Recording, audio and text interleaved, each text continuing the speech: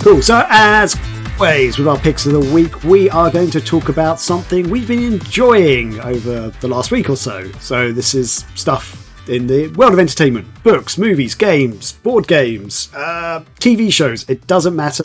Something that we've been enjoying, and we feel like you people, the folks at home stuck in 2020 along with us, might enjoy as well. And we're not saying these are the best things ever, but they're worth a shot. So Scotty, I'll let you kick it off.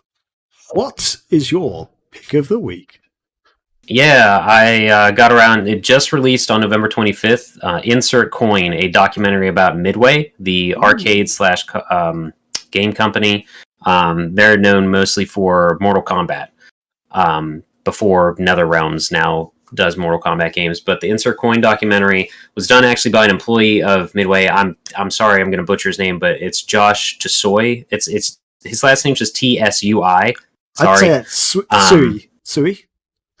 Maybe. That's what I'd pronounce but it. But it's really cool. It's very well done. It has a lot. It starts with like Narc.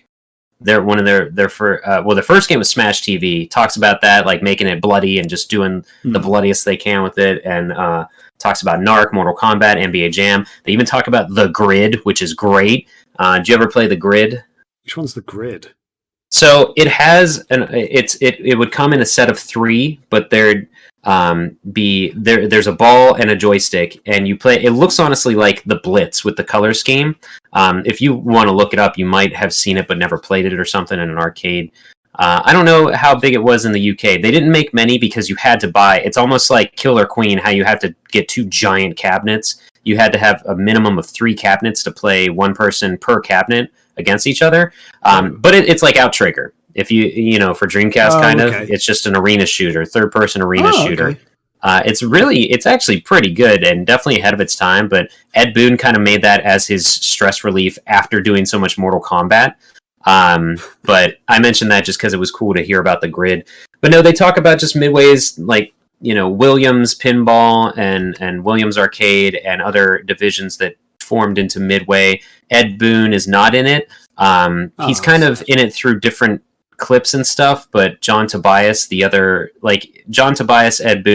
Cybot was named after them in the Mortal Kombat games, but those two are basically the fathers of Mortal Kombat, for those that don't know. John Tobias is in it a lot, along with a lot of people from Midway, like Eugene Jarvis, Ernest Klein.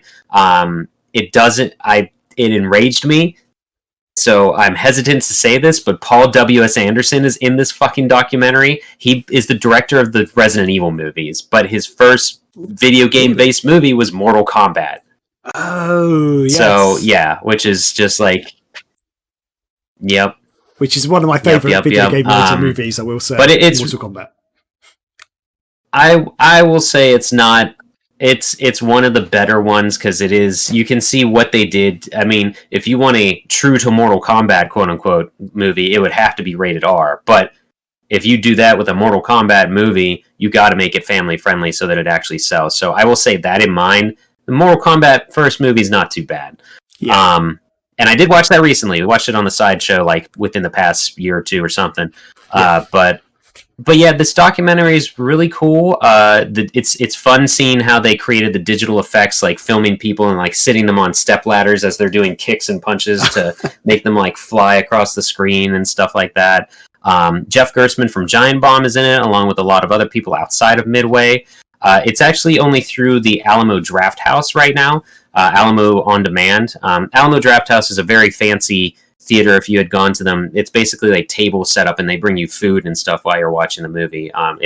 There's not any near me. I think the closest to me is honestly down in like Virginia, but I'm not don't quote me on that though. Maybe Ohio, doesn't matter. Anyway, what does that matter in 2020? But you can go to their site to rent it for $10, or you can buy it for $15.99. There's also a Q&A session with the creator of the film, and then God damn it, I couldn't find their names quickly enough when I was jotting the notes down, but it's about an hour long, but it's very interesting. A dude from actually ESPN interviews them, but that kind of shows too, like Midway they were an arcade giant between Mortal Kombat and NBA Jam alone. Like insane how popular those games were. to the point that now the NBA Jam, they actually mentioned this in the Q&A, which I forgot about, but the NBA Jam by 1UP has Wi-Fi capabilities. So I'm not sure how faithful it is, or like not faithful, how reliable it is. Like if you're literally just hopping into tournaments with people or what, but that's still a really cool idea, I think. If there's any way to bring arcades back and make them relevant, it's to make them online compatible, I would say. And I mean, things are already in arcades and things like that, but Insert Coin is really cool. Unfortunately, Midway's not around anymore, and as I was watching this, finally, you know what? I'll take this second to say shout out to Alamo Drafthouse. I bought this on the 25th, or I rented it, and it was a 48-hour thing, and it was dumb on my part to rent it the day before Thanksgiving and Thanksgiving break, because I just forgot. Like, I started watching it on my lunch during work, and I just forgot about it, and so I went back to it Friday, day off, thinking like, I'll finish this up, but it was like 48 hours from the timestamp, so it was like 12 or like 1 o'clock my time. So I emailed them real quick. I was like, hey, can I just like pay the $5 difference to just own this movie since I didn't finish it? They got back to me pretty quick and they said, hey, I extended your rental to December 5th. Happy holidays, like something like that. Wow. So I was like, whoa. That might be the best customer service I've ever had for anything. So it was really, really cool. So rent stuff on Alamo Drafthouse's website, I guess.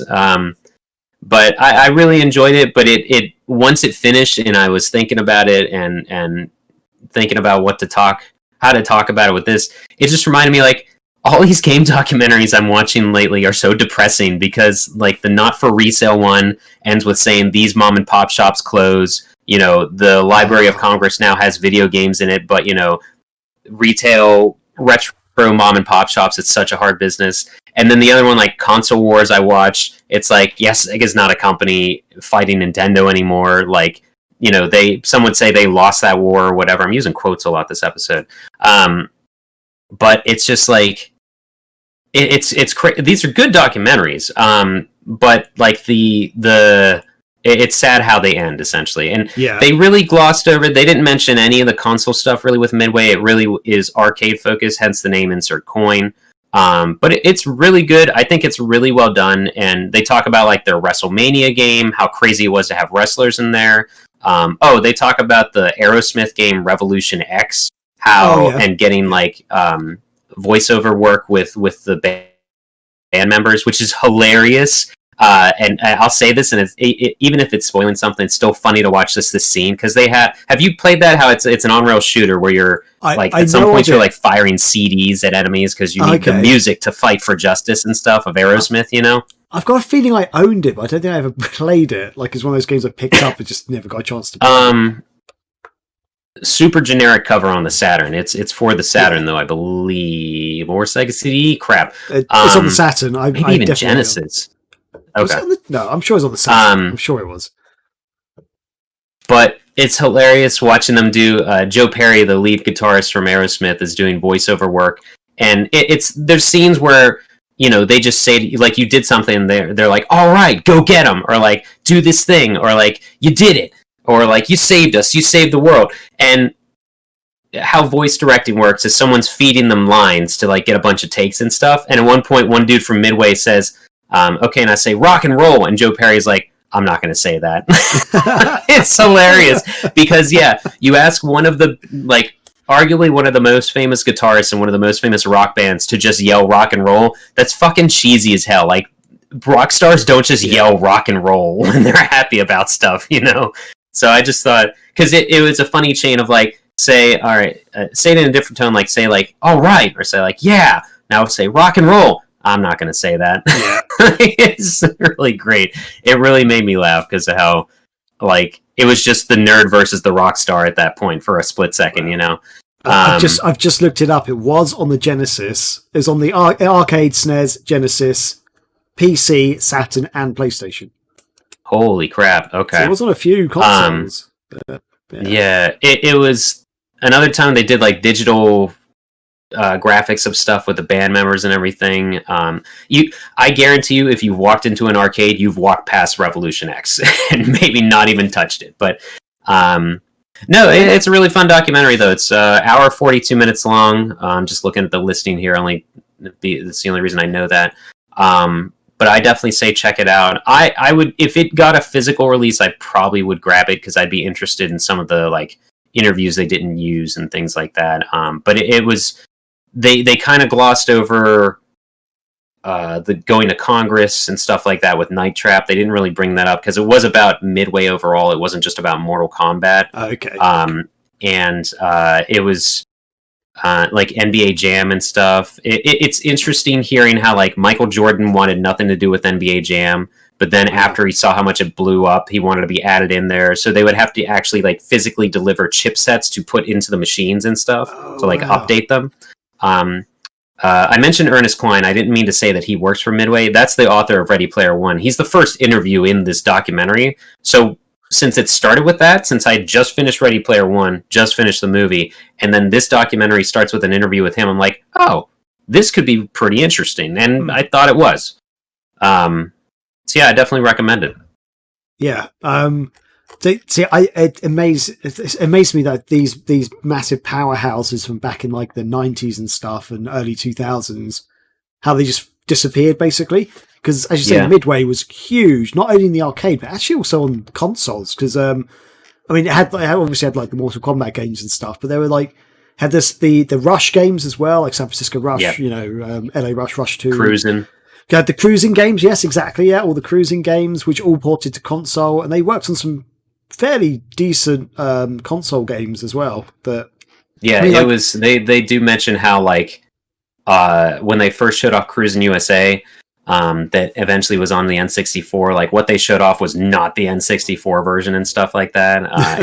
That was an interesting part. But it just really sounds like that was another kind of. You get these certain images of like how it was to work with making games. Midway really feels like you were, just rock stars because you have different departments. Like one department's working on Mortal Kombat, this other department's working on NBA Jam, and they're trying to like kind of one up each other with how absurd things are with like He's on Fire and stuff like that. They have the guy who the announcer for NBA Jam is in this too, which is it's pretty interesting to hear from him too. Yeah. So. And they worked on things like Hydro Thunder as well, which the Dreamcast fans, great Dreamcast racer also in the arcade. They did Moon Patrol. Moon Patrol is a classic 80s game. Yeah, Moon Patrol. I mean, they had hits from beginning to end because the first major thing they did was Smash TV. And like that is one of the more inspirational games in existence, I would argue. Totally. And of course, Mortal Kombat and stuff. But it's just, it's really interesting. I guess if to give an idea of how kind of prestigious they were seen, when they this I found out from the Q&A, they actually when they were working on the WrestleMania game or Wrestle Arcade, I forget what it was exactly, but WWF, they were like talking to Vince McMahon and stuff, and he came down and like Vince McMahon gave them a tour of like WW stuff, and but they were in talks of like, could we actually get some of the personalities, like some of the wrestlers to whatever? And Vince is like, oh yeah, we'll send them out to you. So like, without question, they had these wrestling superstars just walking around Midway Studios. Like that's how they knew this was going to be a big deal to have a wrestling game and have them in it. Because it's cross promotion at that point, So yeah, was that WrestleMania, WWF WrestleMania? I think it was. It's a shame we don't have Chris on right now. He would know exactly what I'm talking about. I'm actually on their Wikipedia site, and it looks like that is WWF WrestleMania, the arcade game. Ooh, yeah, okay, yeah.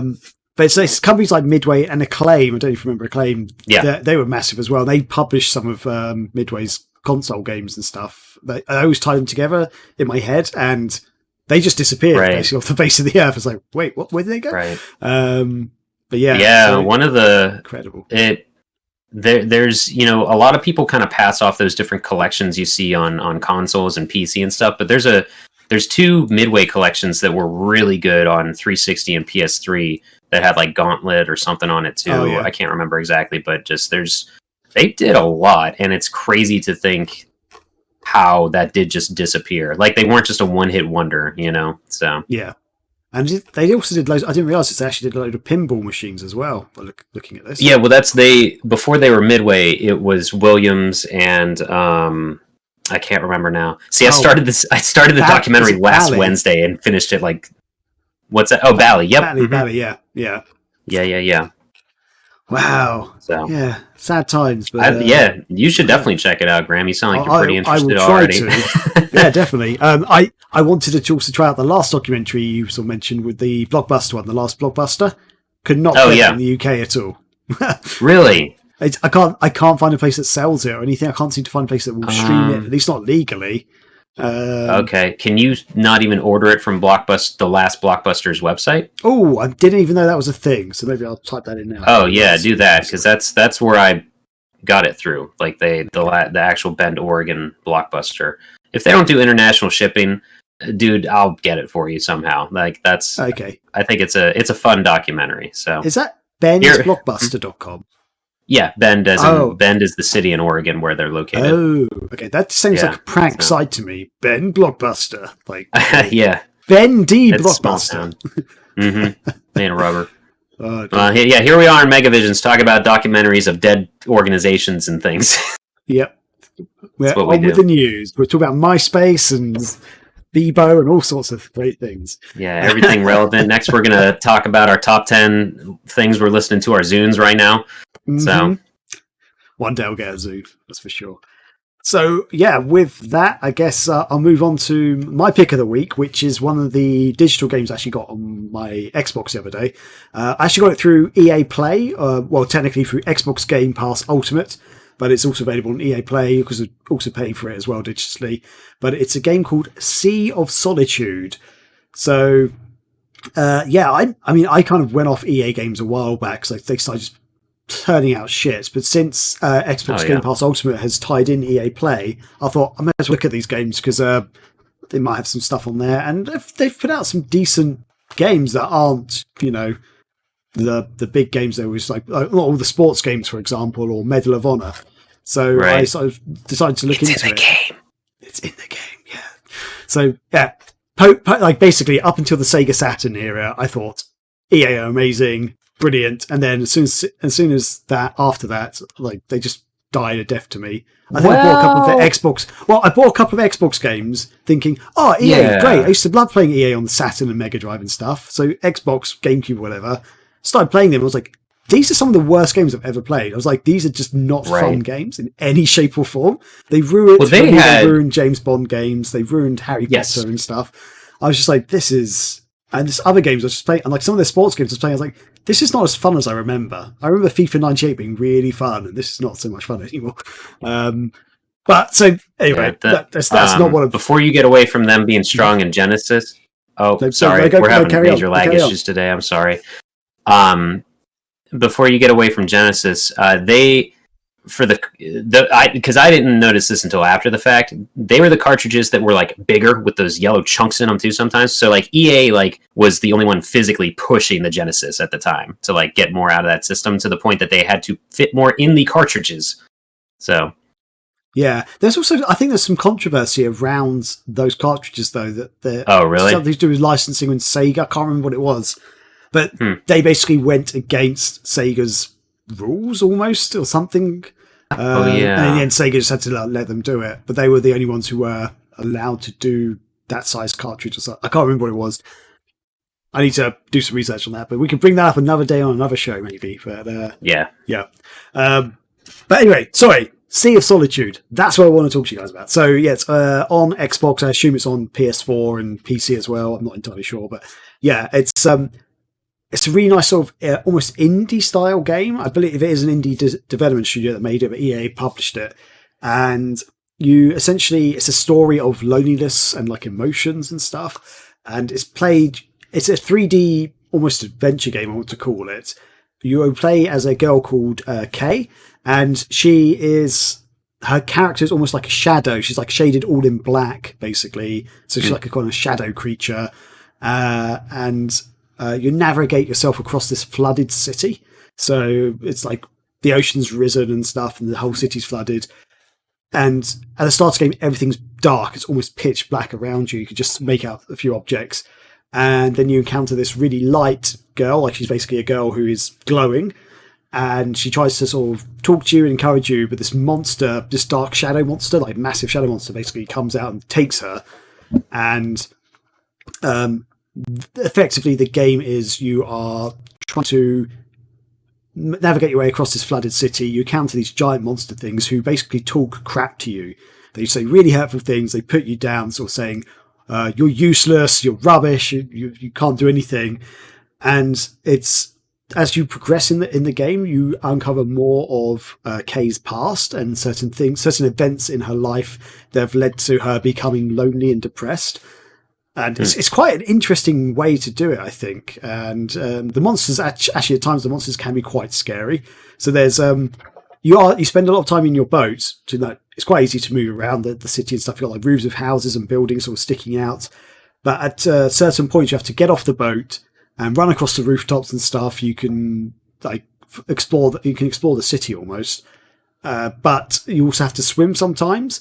And when you jump into the water, though, you are in danger of getting eaten by one of these massive monster creature things. And there's a mechanic in the game where you can sort of track roughly where the monster is. So the monsters often swim around. Not always. There's kind of a set pattern, but the pattern will change. So as soon as you move onto another rooftop, the pattern will change. But you have to track roughly where it is, and as soon as you jump in the water, the monster goes for you. So you kind of get almost like a Jaws moment that this music starts to build up and build up and build up. So you can't really swim around too much. You have to go out. And if you're really close to the edge of something, or the water is coming up just over the edge of the thing you're standing on, the monster will try and get you and will just ram into the side of the thing that you're on. And it's actually, the first time it happened, I was genuinely like, oh my god. Yeah. So that's interesting. I've spoken before in the past how underwater and water things in games kind of freak me out since Tomb Raider, and this is kind of one of those games. I have a legit fear of underwater, like deep, like the unknown. I guess it can be if we want to get spiritual about it. I just have a fear of the unknown, because like deep space frightens me a little bit too and stuff. Okay. So yeah. This reminds me. I started playing Last of Us 2, and I won't get too far into it. But there's a lot of stealthy stuff that they use the environment a lot with how, like, if an enemy is coming towards you, you don't see their field of vision, but the music changes. Like, it swells a little bit when they are looking at you, but you aren't sure if they see you yet or not. So it sounds like this has that too, which it's not the Metal Gear Solid exclamation point, but it's more atmospheric, that you know that they are creeping closer to you and stuff. Yeah, so it sounds like Last of Us is doing it in a slightly different way, but yeah, kind of, I guess all in the same line. But still more to not break the immersion anyway. Yes, exactly. Yeah, so they do it in a really good way, and in fact, there's some really good bits in it. So it's not all just about Kay, but it's stuff in Kay's life and stuff. But there's a bit where she goes into, like, the game kind of changes a couple of times. It's still kind of along the same thing, but there's a bit where you get out of the water and you actually inside a building, which is like an old school effectively. And it's all these sort of shadowy creatures around, like who are basically meant to be school bullies. There's like hundreds of them, and you can't fight in this game. There's no way to really fight or push back. Okay, you can defeat them in certain ways. You have like this almost guiding light. It's called a flare. You can send out a flare like as much as you like, and keep sending this flare out. It's like a big orb that shoots through the sky, and it'll tell you your rough destination. It can't go through buildings though, but it will like hit a building, so you sort of know. Oh, you've got to go that way, so you need to go around this building, and then you can fire your flare again to see where it is. And when you're close enough, or when it's in direct open field of view, it will land, and you'll see it glowing to where it lands. So you can go, oh, that's where I need to go to. But occasionally, in the school environment, you could use your flare as a way to kind of stop these shadowy creatures getting you, because you could activate some lights and stuff, which will then make the shadow creature. But there's bits where you can't even do that, so you have to like basically get close to them, and they'll chase you, and then you've got to try and run around them. And they don't kill you instantly, but if they attack you, I think it's 3 or 4 times. If they hit you, you die basically. But like as you're going through, there's like a whole bit which is all in darkness almost, and you're just following this little light orb that like you befriend. You call it Glowy, and it's sort of like it's just moving through this dark area, and you can barely see anything except for like these red eyes and like these sort of shadowy figures, and all you hear is like, "We're going to find you. We're going to kill you."